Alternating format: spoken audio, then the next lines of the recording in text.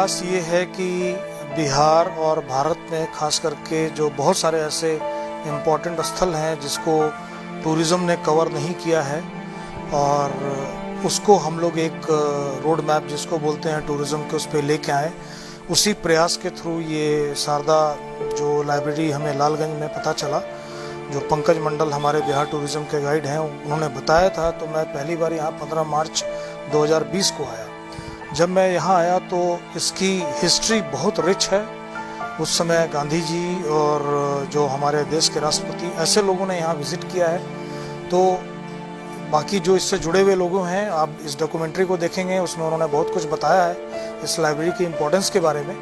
हमारा प्रयास सिर्फ ये है कि जो ऐसी स्पॉट्स हैं उसको हम डॉक्यूमेंट्री के माध्यम से सरकार तक, लोगों के बीच में लाएं, कि लोग इस तरह की जो हमारी धरोहर है उसके बारे में जानें, उसको देखें।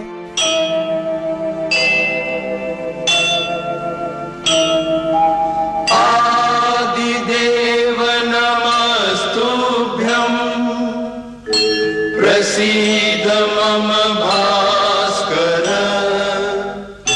दिवाकर। लालगंज गंडक के पूर्व में बसा पौराणिक एवं समृद्ध व्यापारिक उपनगर रहा है, जहां रामायण काल से श्रृंगी ऋषि का आश्रम था, तो जैन मुनि महावीर का जन्म स्थान भी। यहाँ से महात्मा बुद्ध और उनके शिष्यों का जुड़ाव बना रहा।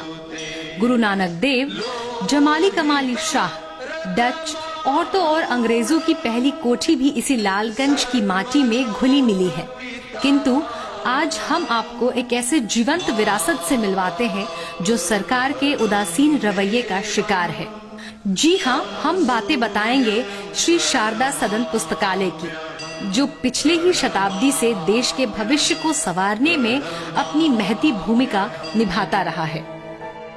इस भारत देश में इस पुस्तकालय को, ग्रामीण पुस्तकालय में अभी तक लोगों को जानकारी की प्रथम स्थान है, और हजारों लाखों पाठकों के लिए यह प्रेरणा स्रोत है। यहाँ पर बहुत ही दुर्लभ पांडुलिपियाँ, विविध विषयों की, विविध विधाओं की ढेरों लाखों किताबें यहाँ हैं, और अलग अलग यूनिवर्सिटी से छात्र आते हैं, और उनके लिए तो शारदा सदन पुस्तकालय एक कुबेर के खजाना के जैसा है। राम लखन प्रसाद और जगन्नाथ साहू बंधुओं के बाल मंडली द्वारा सर्वप्रथम 1813 ईस्वी में लाइब्रेरी की स्थापना लालगंज मुख्य मार्ग पर एक कपड़े की दुकान के प्रथम तल पर शुरुआत किया गया था।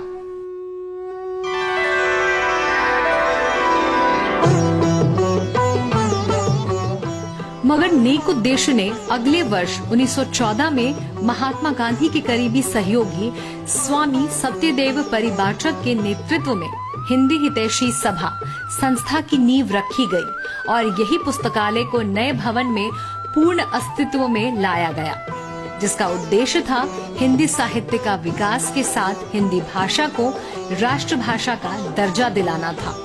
1917 में गांधी वाचनालय के नए भवन का उद्घाटन स्वयं गांधी जी के कर कमलों से हुआ। राजनीति में रुचि रखने वाले जगन्नाथ साहू का झुकाव शिक्षा की तरफ विशेष था। जीवन पर्यंत शारदा सदन पुस्तकालय के विकास में लगे रहे। उनके परिवार के वर्तमान पीढ़ी के युवक अमित उनके बारे में बताते हैं कि दादाजी भी राजनीतिक और शिक्षा में बहुत रुचि रखते थे। उनका जीवन पुस्तक में ही लग गया।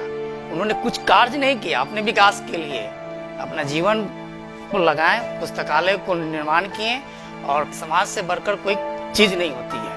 अगर मैं अपने कार्य करके अगर स्वर्गवास हो जाऊं तो मेरे नाम लेने वाला कोई पृथ्वी पर नहीं रहेगा। एक जगन्नाथ साहू के यह कीर्ति से हम लोग अमर के गिनती में अंकित हो गए हैं।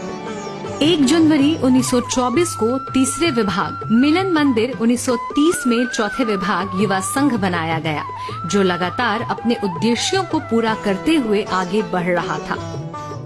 15 जनवरी 1934 का दिन, दोपहर बाद 2:13 का वक्त।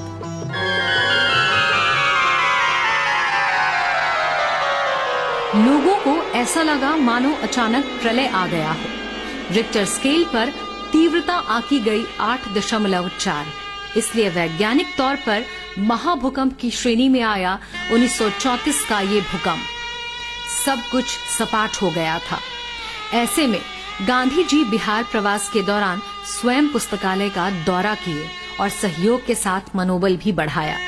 डॉक्टर राजेंद्र प्रसाद और महात्मा गांधी दोनों आदमी इस पुस्तकालय को देखने आए थे और पुस्तकालय का धराशायी जो हुआ उसको देखकर इनका हृदय पिघल गया और विजिटर बुक में इन्होंने अंकित किया अपने विचार को कि मकान तो गिरा लेकिन विद्या का नाश नहीं हो सकता है, इसलिए लोग इस पुस्तकालय से विद्या धन प्राप्त करें। और उस मूल मंत्र को लेकर यहाँ की जनता, यहाँ की पाठक आज उस मूल मंत्र को लेकर चल रही है।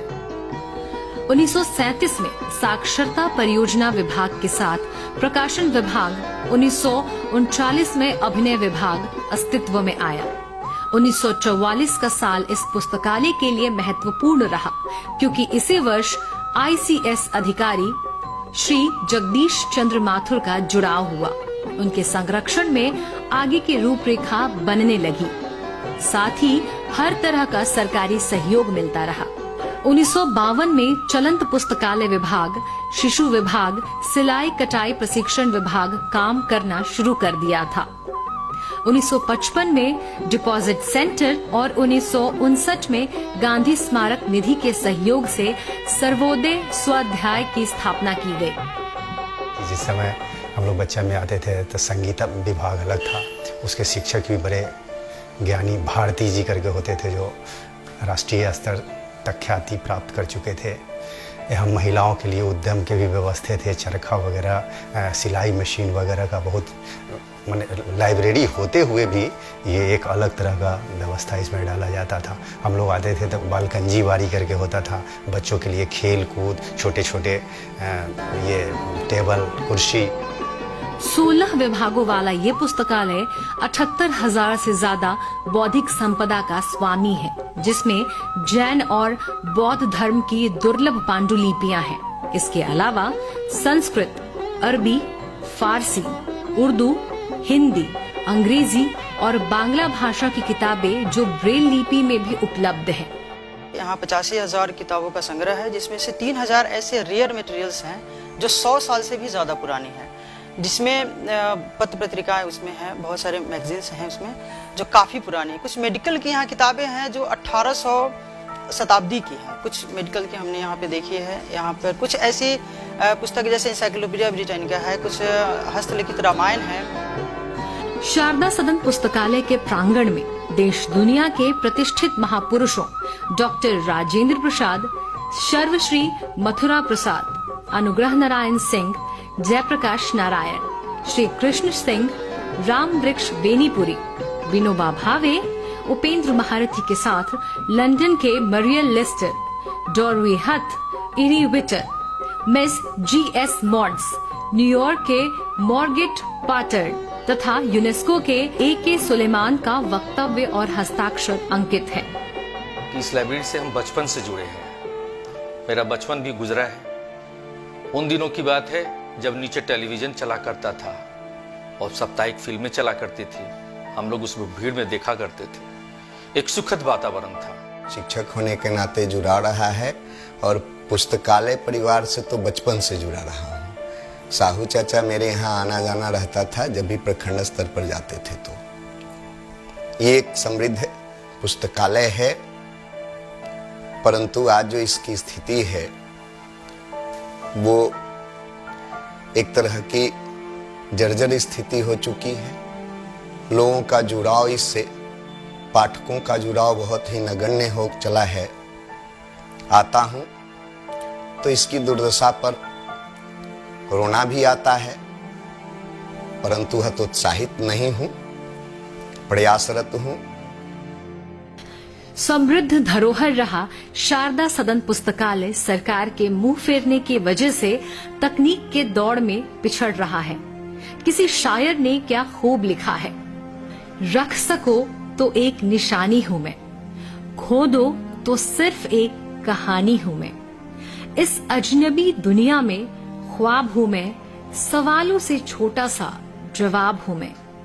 जो समझ ना सके उनके लिए मैं कौन, जो समझ गए उनके लिए खुली किताब हूं मैं।